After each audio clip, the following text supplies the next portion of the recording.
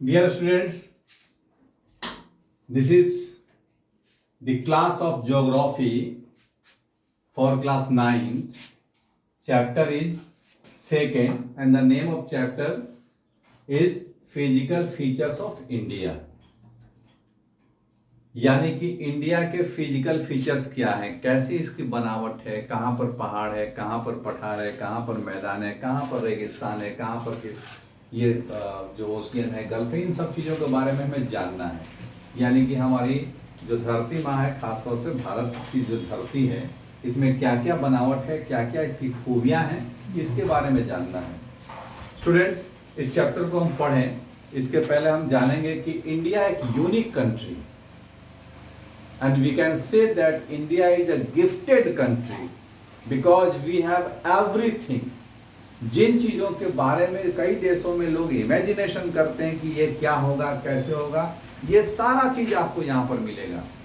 बहुत सारे यूरोप के आप देशों को देखेंगे जहाँ पर सालों भर लोग ठंडे में रहते हैं और वहाँ के लोगों को गर्मी की जानकारी नहीं कि गर्मी होती कैसे है।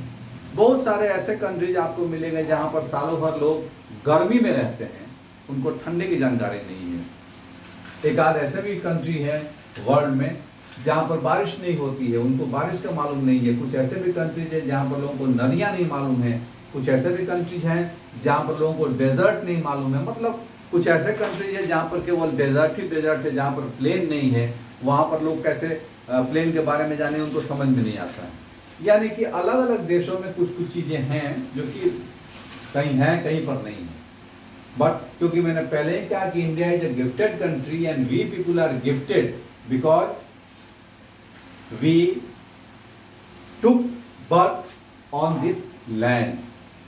तो हम भी बहुत भाग्यशाली हैं कि हमने इस धरती पर, इस भारत भूमि पर जन्म लिया है। अब कैसे जरा इसको हम समझते हैं। मैंने कहा कि यूरोपियन कई सारे ऐसे कंट्रीज है जहाँ पर आप देखिएगा, रसिया में और कई देशों में जहाँ पर लोगों को गर्मी नहीं मालूम रहती है। कई देश ऐसे हैं जहाँ पर 30 डिग्री टेम्परेचर अगर हो जाए तो वहाँ के लोग जो है वो परेशान हो जाते हैं। वहाँ पर कह सकते हैं कि लू चलने लगता है और लोगों की जान चली जाती है। बहुत ऐसे देश है जहाँ पर अगर 20 डिग्री या उससे कम टेम्परेचर हो जाए तो लोग ठंड के मारे मर जाते हैं। हमारा देश देखिए कैसा है। If we have capacity to see all such landscapes, all such situation in same time we can see। अगर हम चाहते हैं कि हम पहाड़ देखें तो दुनिया के सबसे बड़े पहाड़ को हम देख सकते हैं, द हिमालय। अगर हम सेम टाइम चाहें और हमारे पास ये फैसिलिटी हो कि हम रेगिस्तान देख लें तो हम थार चले जाएं, राजस्थान चले जाएं, हम रेगिस्तान देख सकते हैं। अगर उसी टाइम हम चाहें कि हम बहुत ठंड का को देखें, बहुत ठंडा महसूस करें, तो हम लेह लद्दाख चले जाएं जहाँ पर -1 टेम्परेचर रहता है। और उसी समय हम चाहें कि हम बहुत गर्मी को फील करें तो चले आएँ प्लेन एरिया में जहाँ पर आपको गर्मी की फीलिंग होगी। और सेम टाइम आप चाहते हैं कि हम बहुत ज़्यादा बारिश को महसूस करें तो आप फिर मेघालय चले जाएं, असम चले जाएं, आपको वहाँ पर बारिश मिलेगी। और उसी टाइम अगर आप चाहते हैं कि ना आपको गर्मी चाहिए ना आपको ठंडक चाहिए तो फिर आप मुंबई या ऐसे रीजन में जो कि कोस्टल रीजन है वहाँ पर चले जाइए, आपको ना ज़्यादा गर्मी मिलेगी ना ज़्यादा ठंडक मिलेगी। यानी कि आप चाहें तो एक ही टाइम में जाड़ा, गर्मी, बरसात हर चीज़ को फील कर सकते हैं। आप एक ही टाइम में ठंडा, गर्मी और एकदम नॉर्मल टेम्परेचर को भी फील कर सकते हैं। तो पहाड़ देखना चाहें, नदी देखना चाहें, समंदर देखना चाहें, पठार देखना चाहें, प्लेन देखना चाहें, हर तरह की चीज़ मिलेगा यहाँ पर। उसी तरीके से लैंग्वेजेस की डाइवर्सिटी है, उसी तरीके से खान पान की डाइवर्सिटी है, उसी तरीके से रहन सहन की डाइवर्सिटी है। ये सारी चीज़ें इंडिया में आपको मिलेंगी जो कहीं और नहीं मिलेंगी। एक एग्जाम्पल मैं आपको देकर समझाता हूँ। हमारे यहाँ, हमारे क्षेत्रों में लोग लुंगी पहनते हैं और ये लुंगी लोग क्या करते हैं, अपने घरों में पहनते हैं। अगर उनको बाहर जाना होता है तो उसको चेंज कर लेते हैं, क्योंकि लुंगी पहन के बाहर जाना अच्छा नहीं लगता है। आप साउथ इंडिया में जाए, वहाँ के लोग लुंगी पहन करके पार्लियामेंट में जाते हैं, यानी कि वहाँ का वो पोशाक है, आप देख सकते हैं। तो अलग अलग देश क्षेत्रों में अलग अलग तरीके से लोगों का रहन सहन भी है, खान पान भी है और इतनी ज्यादा डाइवर्सिटी है हमारे यहाँ, इतनी विविधता है, जितनी विविधता आपको दुनिया में कहीं और नहीं मिलेगी जो इंडिया में मिलेगी। अब अगर हम देखें तो ये पूरा हमारा लैंड है, इसका 43% प्लेन है, 30% माउंटेन है और 27% प्लेट्यू। अब ये जो लैंड का फॉर्मेशन है, इसमें 3 तरह के रॉक्स होते हैं जो आप छोटे क्लासेस में पढ़ चुके होंगे, इग्नियस, सेडिमेंट्री एंड मेटामॉर्फिक। मैंने इसको लिख दिया क्योंकि आप इसको एक बार फिर से याद रख लेंगे। तो ये आपको इग्नियस, सेडिमेंट्री और मेटामॉर्फिक रॉक्स होते हैं। अब इंडिया का मतलब जो अर्थ का फॉर्मेशन है, ये माना जाता है कि ये इसकी एक थ्योरी कही जाती है, थ्योरी ऑफ प्लेट टेक्टोनिक्स।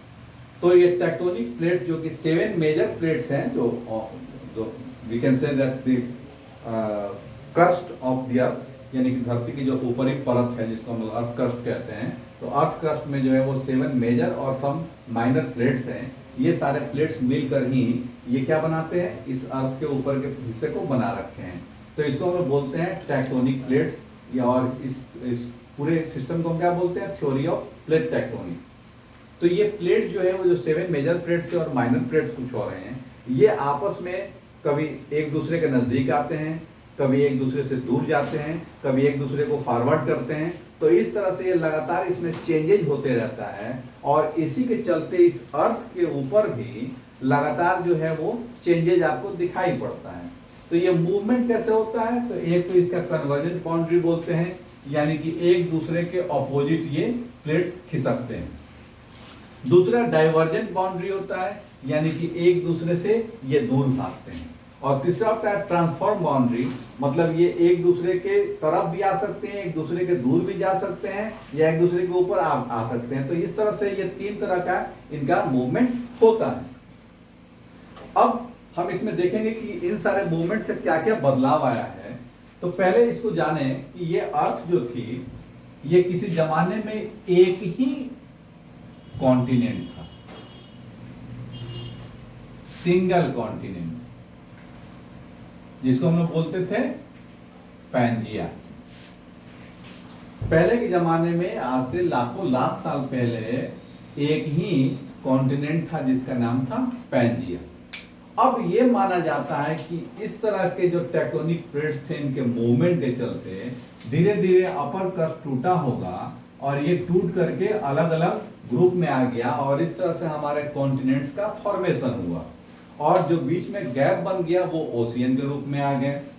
अब इसमें आप देखेंगे, जैसे एक रोटी का टुकड़ा लेते हैं और उसको अगर आप चाकू से काटते हैं तो बड़ा प्लेन कटता है, लेकिन अगर उसी रोटी के टुकड़े को आप स्क्रैच करते हैं, खींचते हैं, तो कोई टुकड़ा बड़ा कोई टुकड़ा छोटा हो सकता है।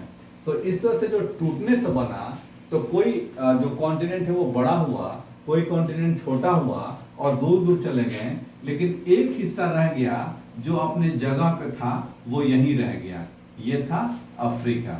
जो बड़ा हिस्सा हुआ उसको हम लोग एशिया बोलते हैं, और जो सबसे छोटा हिस्सा रहा उसको हम लोग ऑस्ट्रेलिया बोलते हैं। तो इस तरह से ये अलग अलग जो कॉन्टिनेंट था उनका फॉर्मेशन हुआ।